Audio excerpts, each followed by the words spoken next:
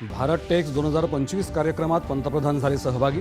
गेल्या दशकभरात वस्त्रोद्योग क्षेत्रात भारतानं वेगानं विकास केला असून या क्षेत्रातली परदेशी गुंतवणूक दुपटीनं वाढण्याची पंतप्रधानांनी दिली माहिती। वस्त्रोद्योग क्षेत्राचा विस्तार वर्ष 2030 पर्यंत 9 लाख कोटींपर्यंत नेण्याचं लक्ष्य।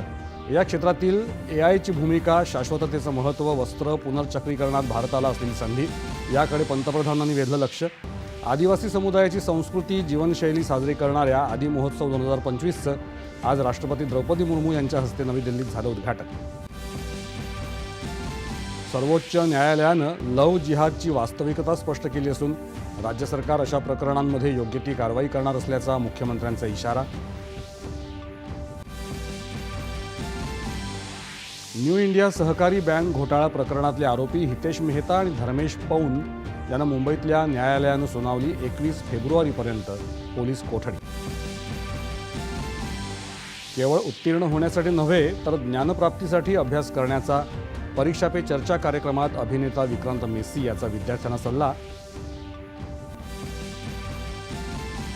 आणि महिला प्रीमियर लीग क्रिकेट स्पर्धेत आज वडोदरा इथे गुजरात जायंट्स आणि यूपी वॉरियर्स या दोन संघांदरम्यान होणार सामना।